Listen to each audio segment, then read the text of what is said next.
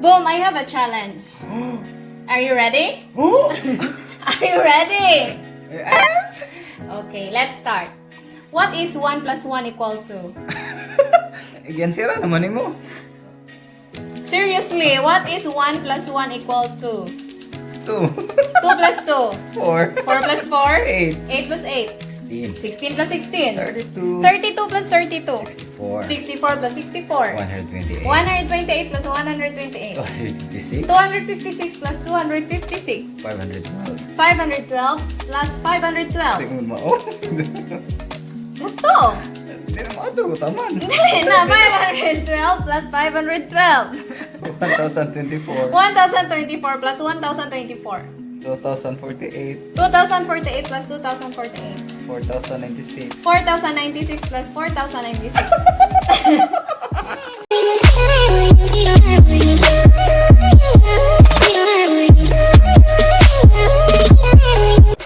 Hello guys! For now, we will be adding the terms of an arithmetic sequence, and that is called arithmetic series.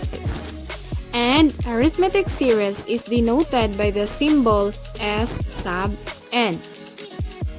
In finding the sum of the n terms of an arithmetic sequence, you can simply add it manually, one by one, or you can use the formula. We have two formulas in finding the arithmetic series. First formula is S sub n equals n over 2 times a sub 1 plus a sub n, where n is the number of terms, a sub 1 is the first term, and a sub n is the last term. So we can use this formula if the first and the last term are given. However, if the last term is not given or unknown, we can use the second formula, which is S sub n equals n over 2 times quantity 2a sub 1 plus n minus 1 times d. So again, we have two formulas in finding the sum or the arithmetic series. So it will depend on the given on what formula you are going to use. Is it formula number 1 or formula number 2? So to understand it better, let's have some examples. First example, find the sum of the first 20 terms of the arithmetic sequence if the first term is 2 and the last term is 50. Again, find the sum of the first 20 terms of the arithmetic sequence if the first term is 2 and the last term is 50. Since our last term is 50 and there are 20 terms, so meaning 50 is also our a sub 20. So we have two terms, the first and the last. So which formula do you think will be the most suitable one to use? We have the first and the last term. So we are going to use formula number 1. Kaya naaman si a sub 1 and a sub n. So using that formula, S sub n equals n over 2 times quantity a sub 1 plus a sub n. Simply substitute to the formula. This is S sub 20 over 20 equals 20 over 2 times a sub 1 is 2 plus a sub n is 50. 20 divided by 2 is 10. 2 plus 50 is 52. And 52 times 10 is 520. Therefore, the sum of the first 20 terms, if the first term is 2 and the last term is 50, is 520. Another example.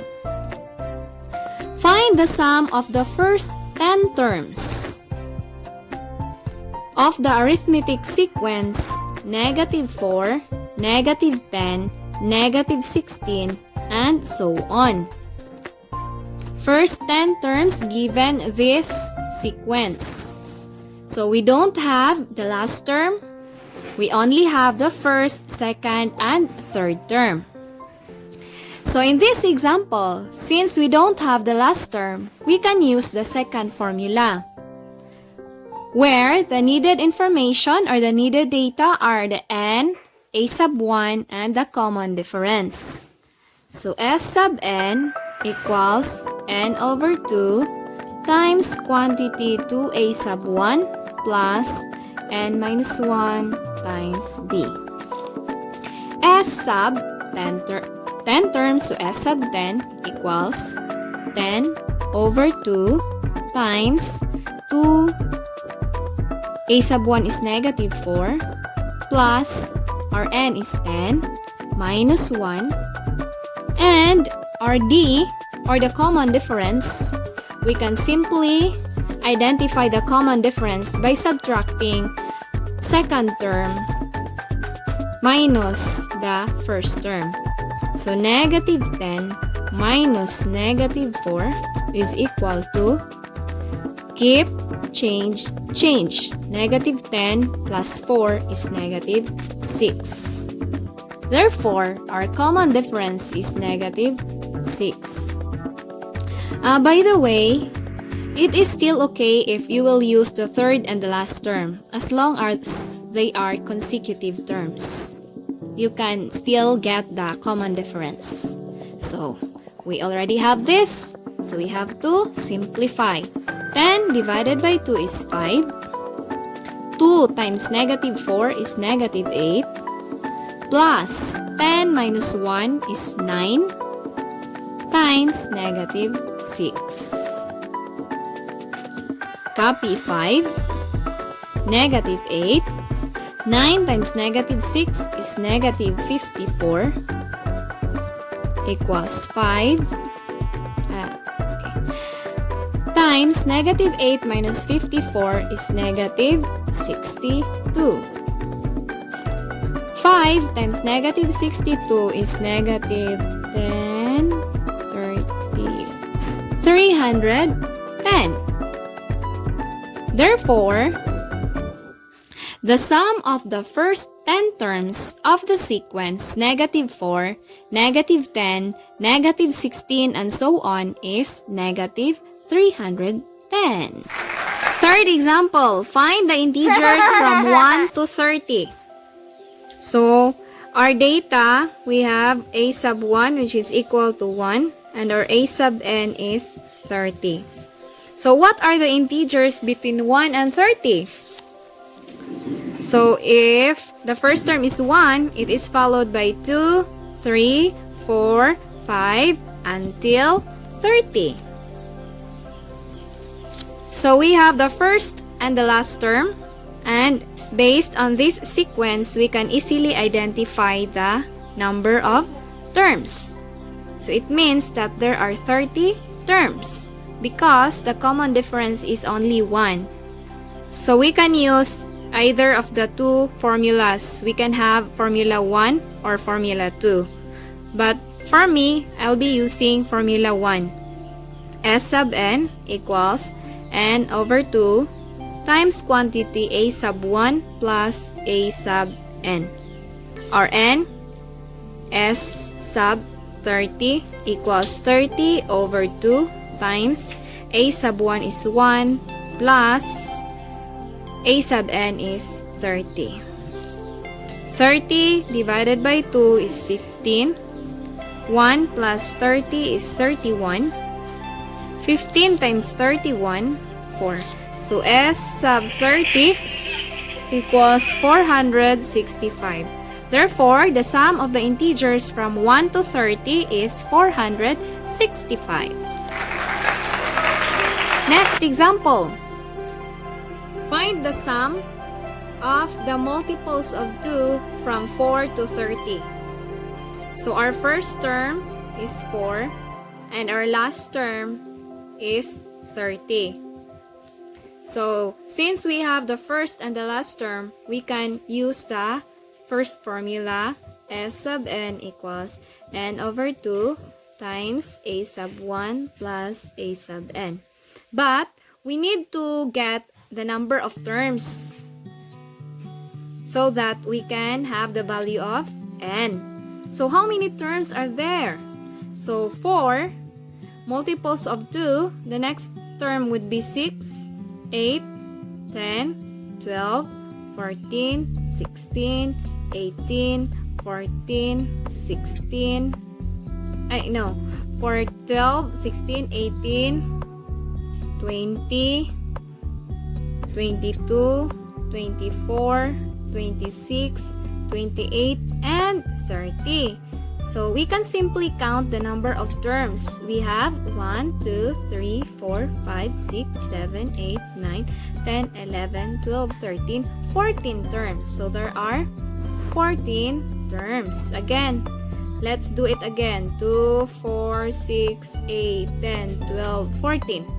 So we can use or we can simply count the number of terms if it has a small number of terms. How about if there are so many terms?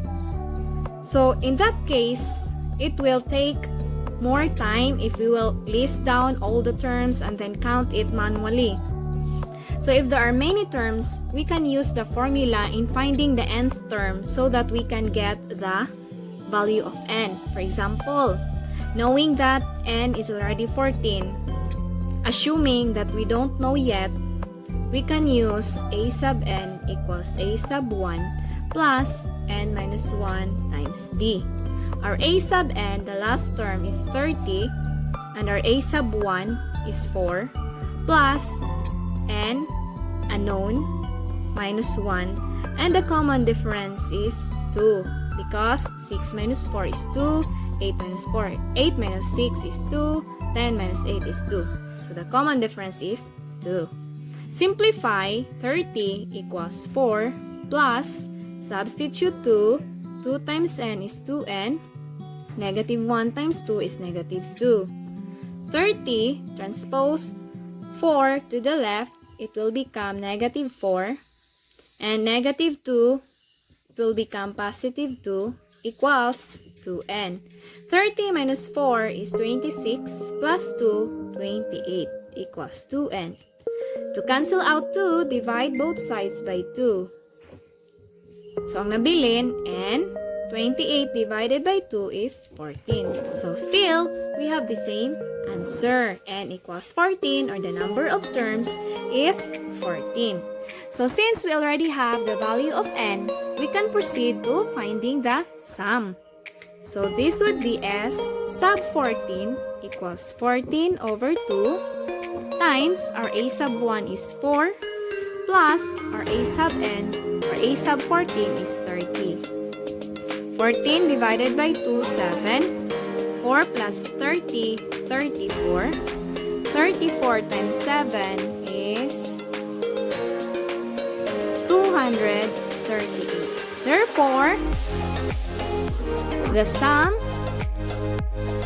of the multiples of 2 from 4 to 30 is 238.